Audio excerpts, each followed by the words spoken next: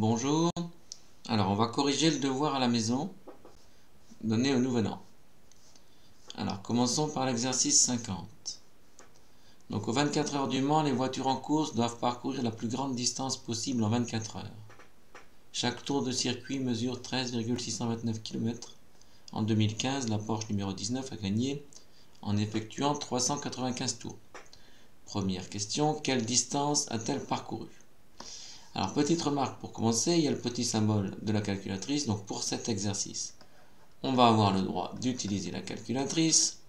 Si vous ne l'avez pas fait, c'est encore mieux, parce que ça vous a entraîné à faire des calculs un peu compliqués. Mais donc, moi ici, je vais utiliser la calculatrice. Alors, question 1, on va appeler soit D la distance parcourue par la Porsche numéro 19. Donc, soit D la distance parcourue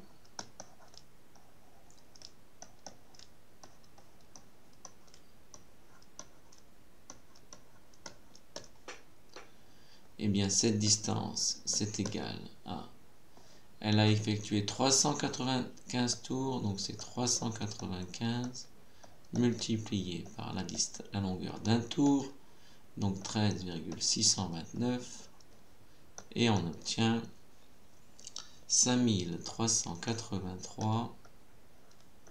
Donc là ici je l'ai tapé sur la calculatrice, 455 km. Donc on pourrait ici écrire une phrase, je ne vais pas le faire ici. Donc la distance parcourue est 5383,455 km. Question 2.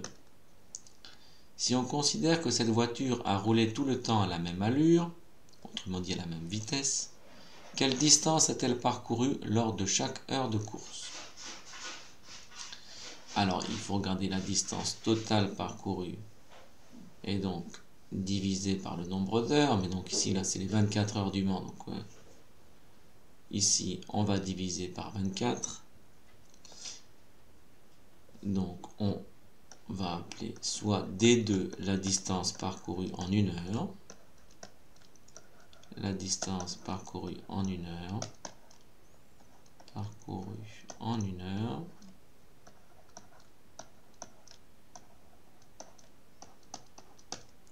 D2 va être égal à 5383,455 divisé par 24.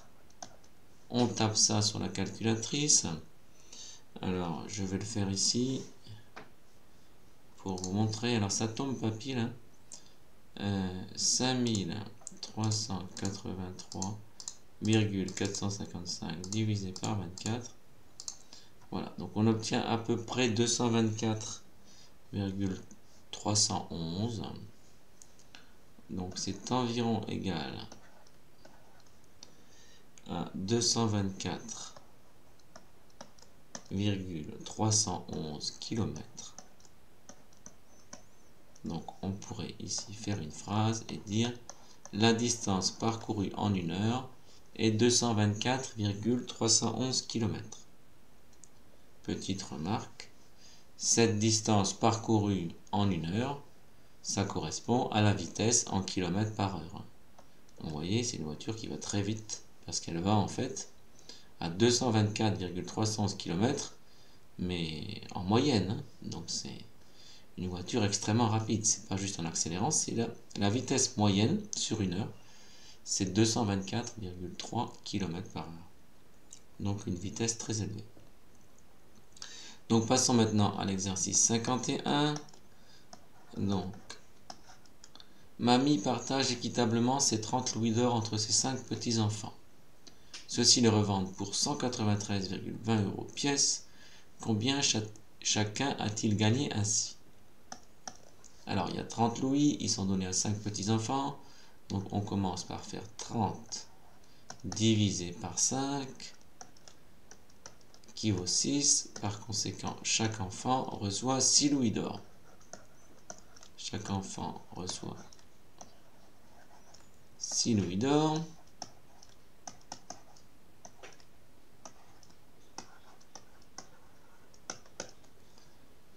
Ensuite, chaque louis étant vendu 193,20, il faut faire 193,2 fois 6. Donc cette fois-ci, on va poser l'opération. 193,2 fois 6. 6 fois 2, 12, je retiens 1. 6 fois 3, 18 et 1, 19. Alors, 6 fois 3, 18 et 1, 19, je retiens 1. 6 fois 9, 54 et 1, 55, je retiens 5. 6 fois 1, 6 et 5, 11. Ensuite, on compte le nombre total de décalage. Ici, il y en a 1. Et donc, on obtient 1159,2. Donc, ça me donne 1159,2. Autrement dit, chacun a gagné 1159,20 €. On met un zéro inutile pour les sommes d'argent. Traditionnellement ici, donc on écrit virgule 20. Ensuite, passons à l'exercice 52. Alors, exercice 52. Alors qu'il n'est pas très difficile, il dit que c'est un défi, mais c'est quand même pas extrêmement difficile. Donc dans le grimoire de la fée Viviane, on peut lire: pour obtenir 1 litre d'eau de lune, verser dans une fiole 8 décilitres de rosée des prés, 7 centilitres de bave de crapaud et, il y a une tâche, centilitres de jus d'araignée. Combien faut-il mettre de jus d'araignée? Bon, on va tout convertir en centilitres et faire en sorte que ça donne 1 litre. Donc on commence par dire qu'un litre c'est 100 centilitres. Ensuite, pour la rosée des prés, il y a 8 décilitres, c'est pareil que 80 centilitres. Et donc les 7 centilitres de bave de crapaud, c'est déjà en centilitres. Donc par conséquent, pour obtenir le volume de jus d'araignée, on fait 100 moins 80 moins 7. Et on obtient 13. Et donc, il faut mettre 13 centilitres de jus d'araignée. Il faut mettre 13 centilitres de jus d'araignée.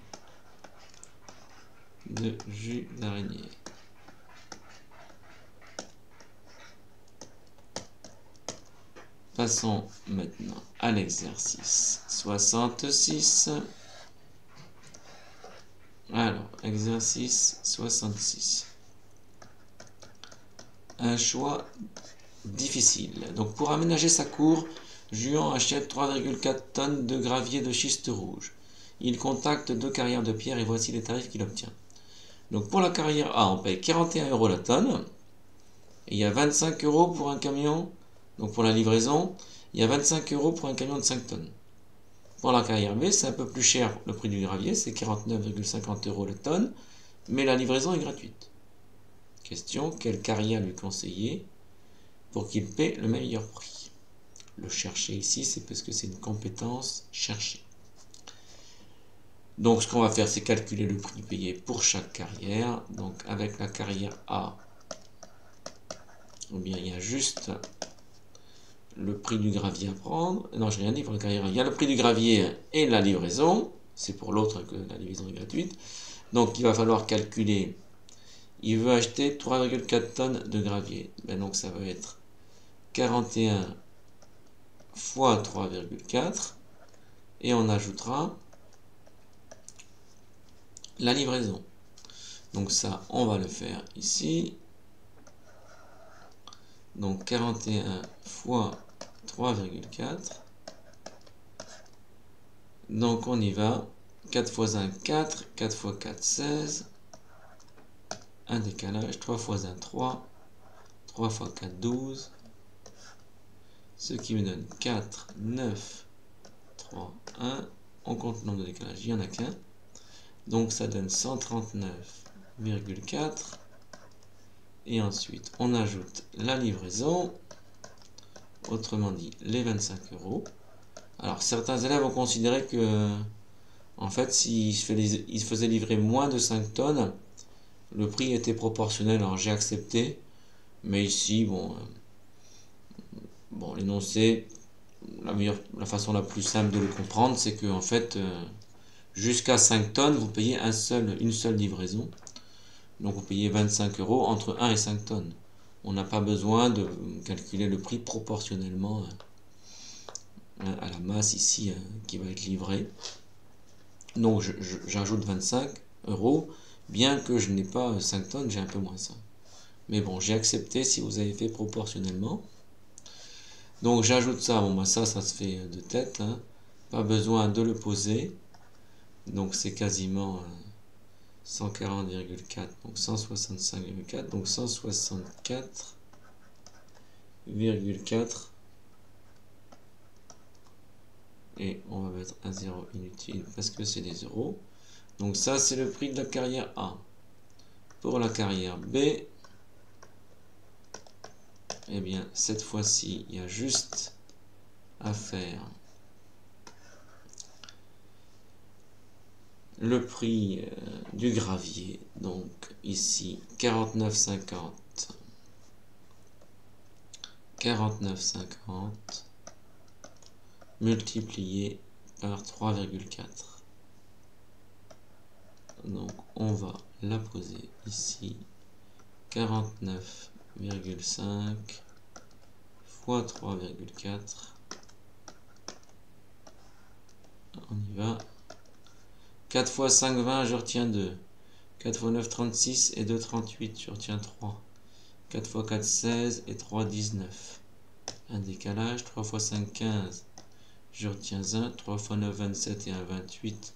Je retiens 2. 4 fois 3, 12 et 2, 14. Ce qui me donne 0. 8 et 5, 13. Je retiens 1. 10 et 8, 18. Je retiens 1. 4 et 1, 5 et 1, 6. Je compte le nombre total de décalage. C'est ici. J'obtiens donc 168,3. Et donc je vais mettre un 0 ici, inutile. Donc voilà le prix payé pour la carrière B. Donc 164,40. C'est plus petit que 168,3. Donc on peut lui conseiller.